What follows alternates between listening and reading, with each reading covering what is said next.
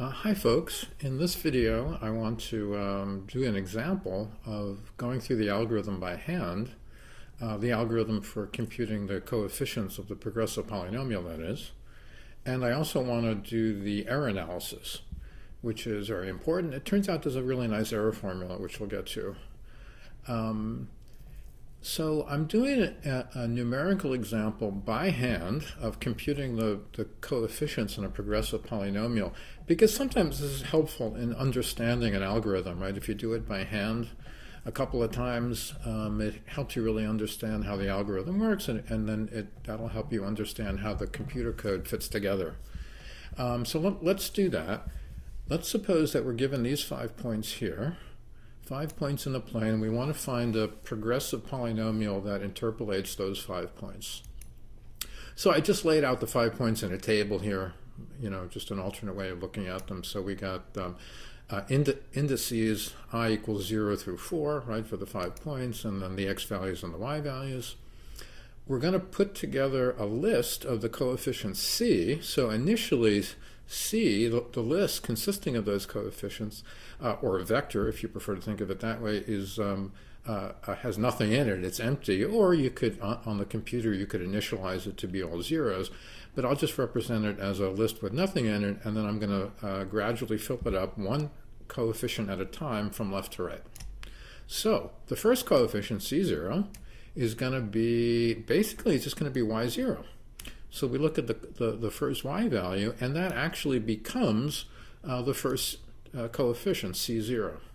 Okay? Normally we start with the y value, and then we have to do some successive subtraction and dividing, but for C0, none of that is necessary.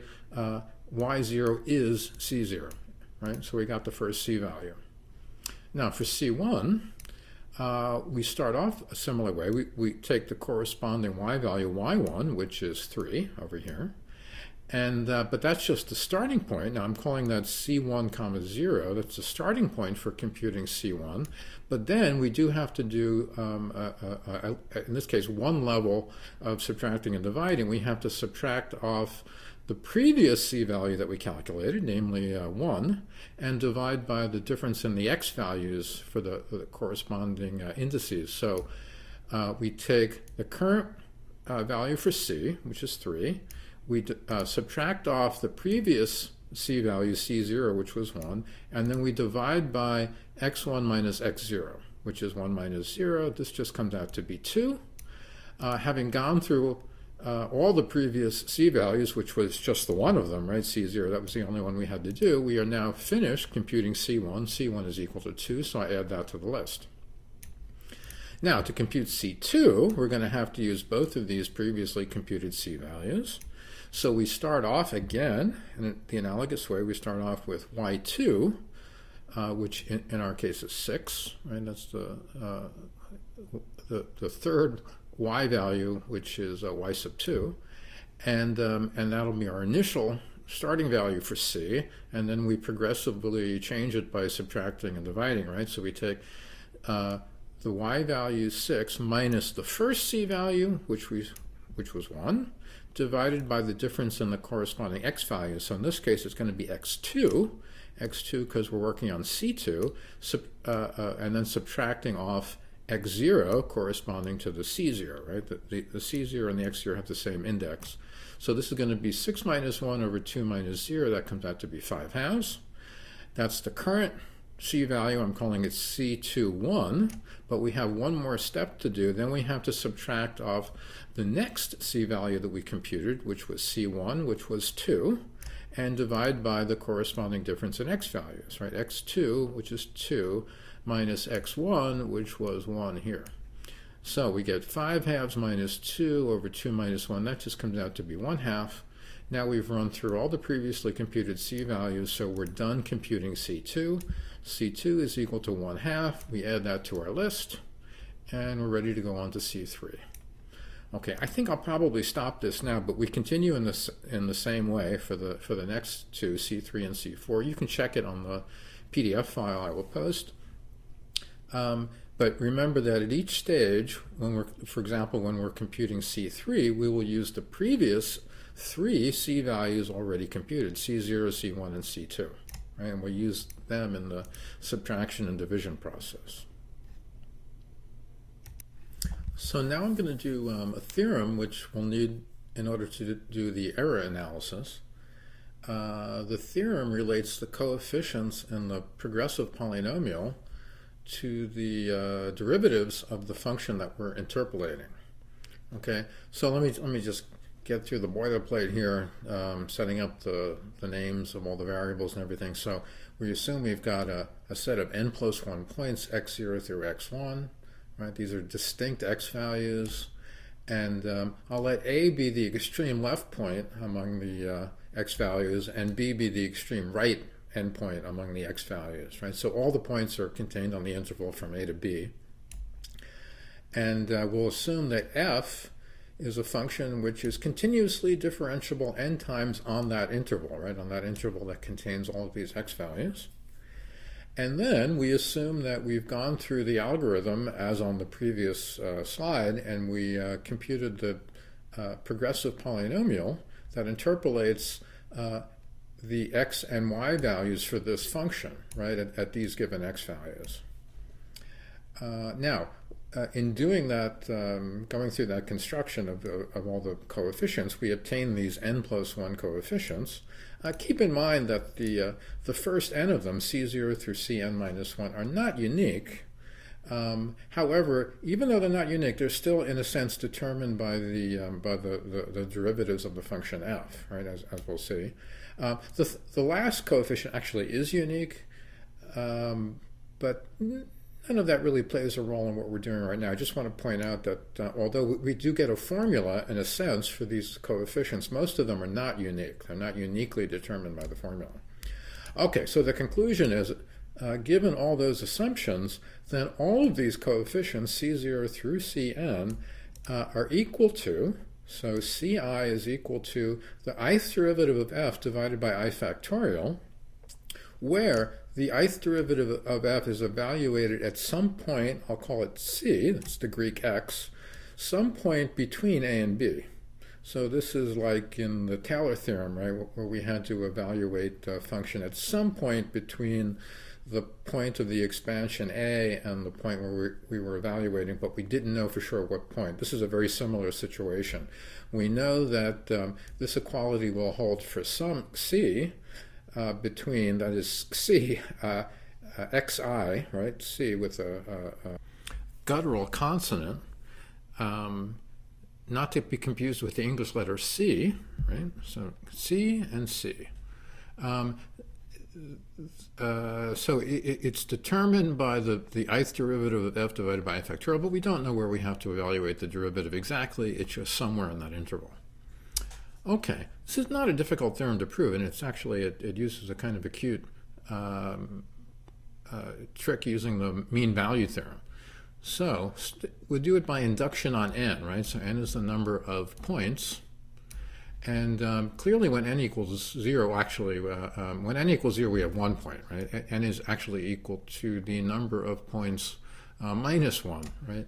But by induction on n, when n equals 0, then we're just interpolating a single point. And in that case, the coefficient is just c0.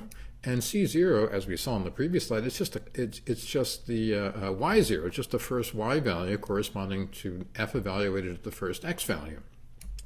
And so clearly, that satisfies this formula, right? Where I equals 0, then we get the 0th derivative of f, that's just f, divided by 0 factorial, just 1. And we're evaluating it at the point x0, which is certainly on that interval. So it's clearly, it's true for the initial step when n equals 0.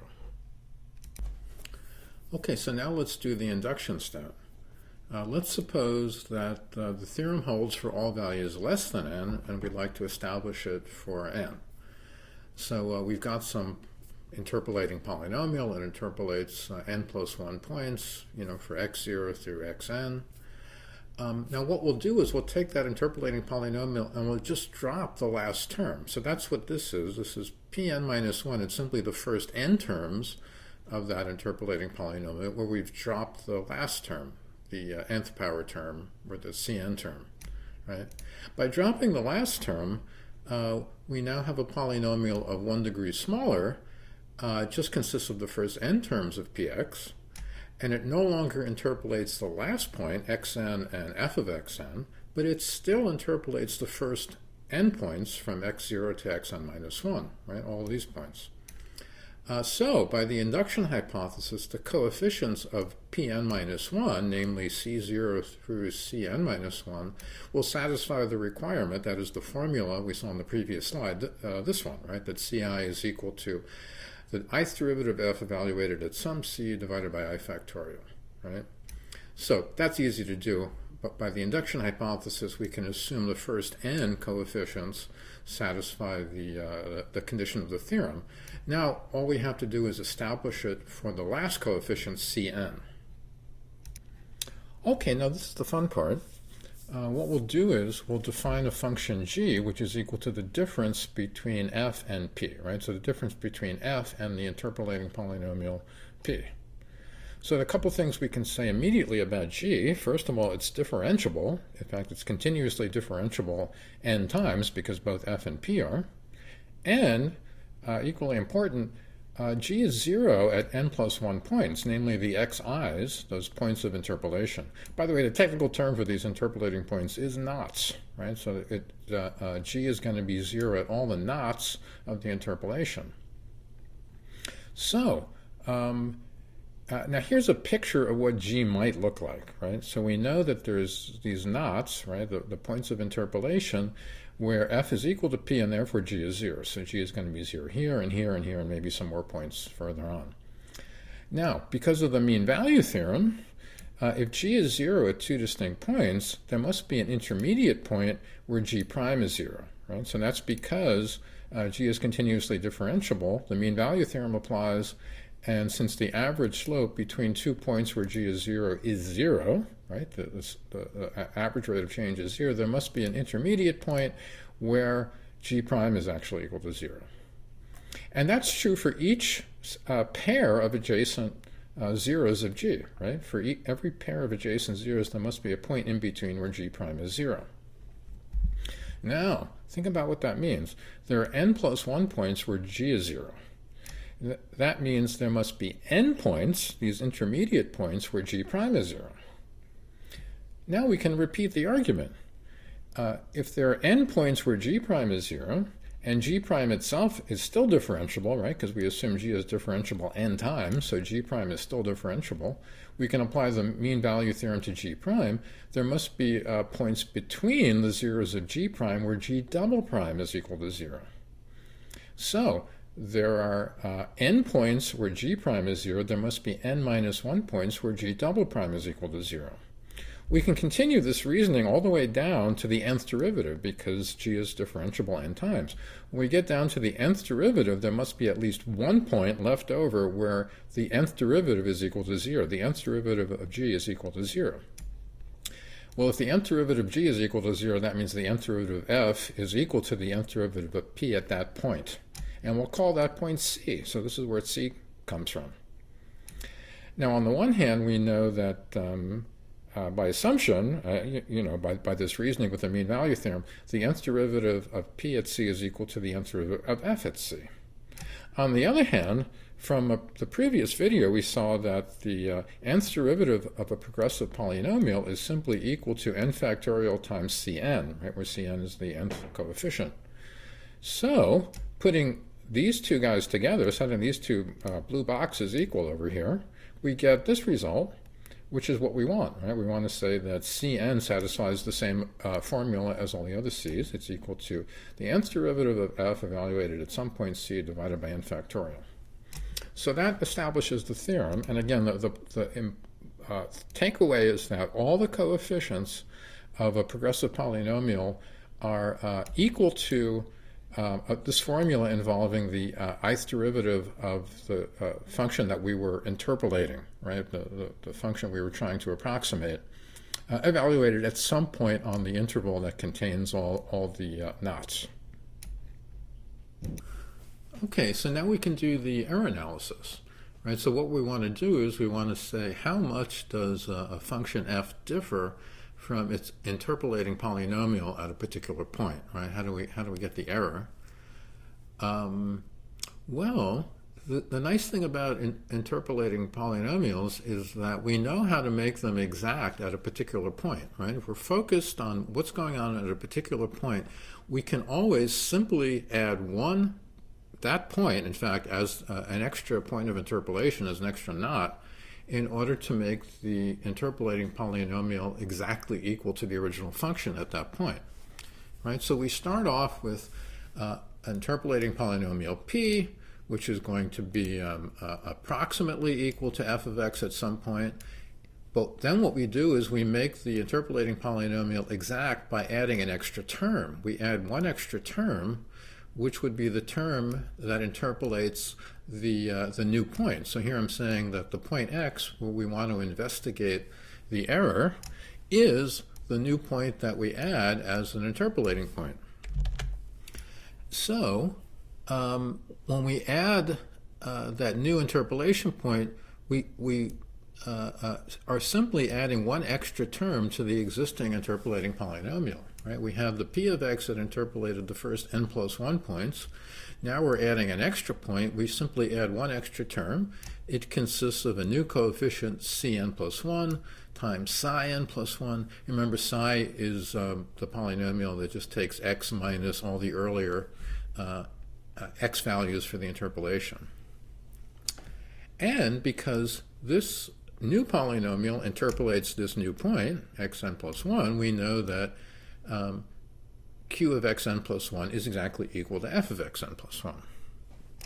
Now, I'll let a and b again be the leftmost and rightmost endpoints, respectively, of all these x values that we're talking about.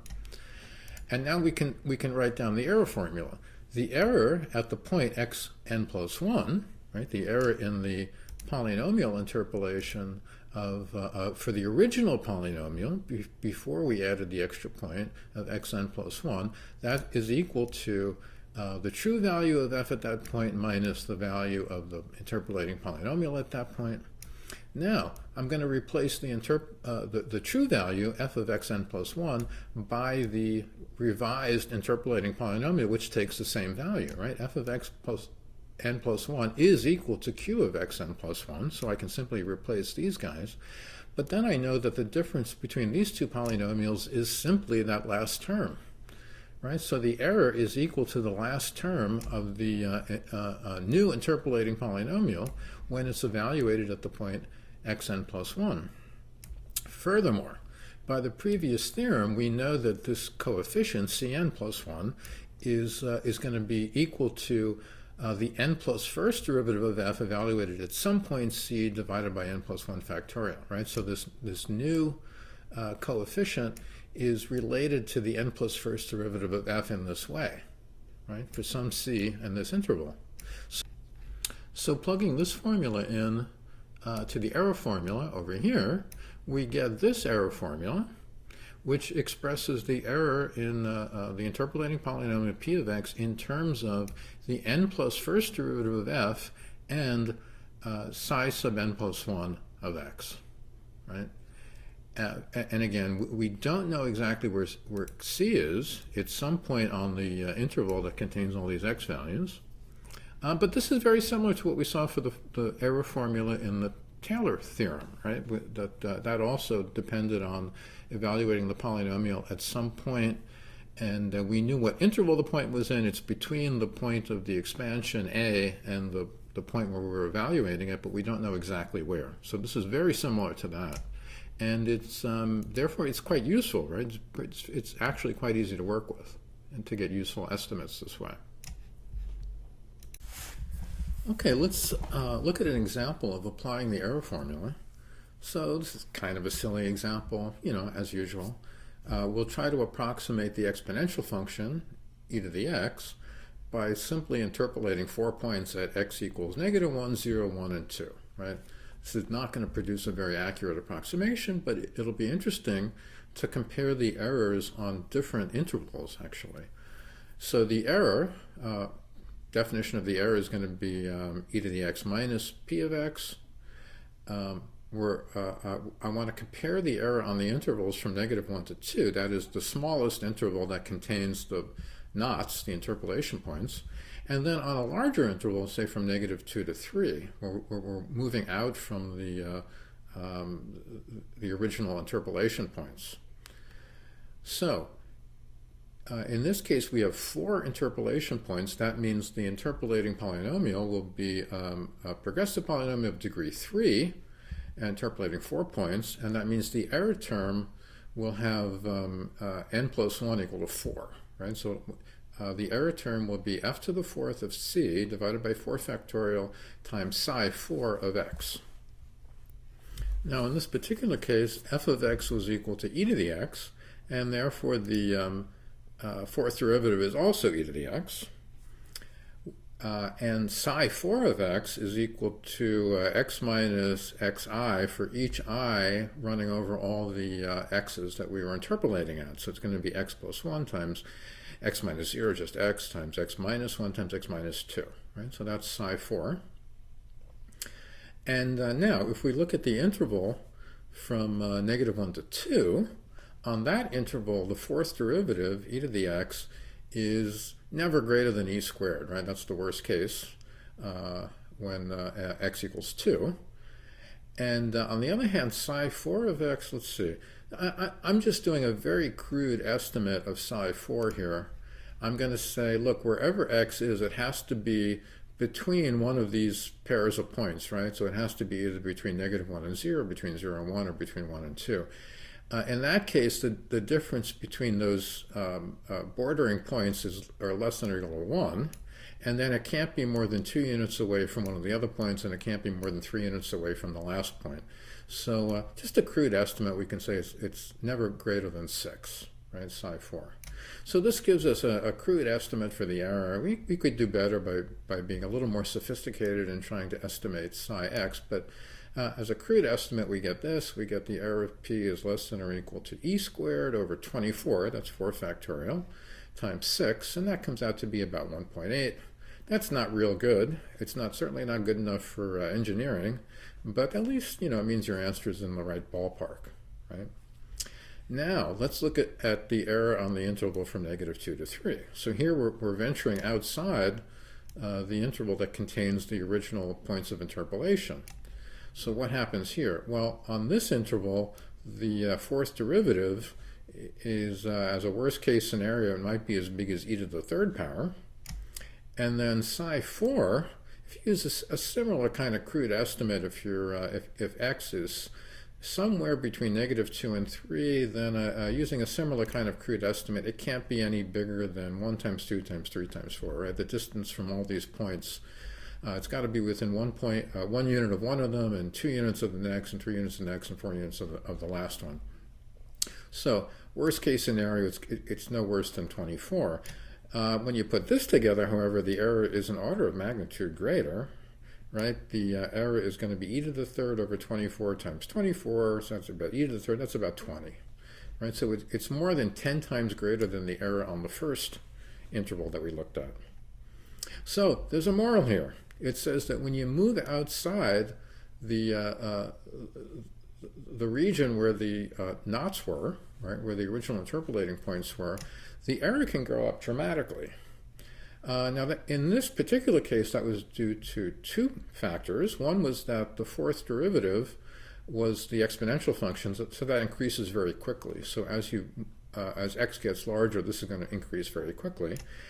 It was also because the psi 4 is a 4th degree polynomial, and that's going to increase like x to the 4th, especially as you get away from these original x values of the interpolating points. As you get away from these points, none of these factors are going to be close to 0, so this is really growing like x to the 4th as x gets larger. Now, in general, there may be situations where the fourth derivative, or the n plus first derivative, does not grow rapidly. Like, for example, if your function is sine or cosine, then all the derivatives are going to also be sine or cosine in absolute value. They're never going to be bigger than 1 in absolute value. So this may not always be a factor, that the n plus first derivative is increasing quickly. However, this is always a factor. Psi n plus 1 will always be growing like a high-degree polynomial as n gets large. And there's really no way to control that effectively as you get away from the original interpolating points. So the moral is that you can expect the error to go up dramatically as you move away from the points of the interpolation. In fact, it may even go up dramatically as you move away from the center of the points of the interpolation. Even as you move to one end or the other of the interpolating points, this polynomial can still get rather large. So you can even find a breakdown in the approximation even near the left and right endpoints of the interval. So you have to be very careful about using polynomial interpolations to estimate, to approximate functions because of this phenomenon.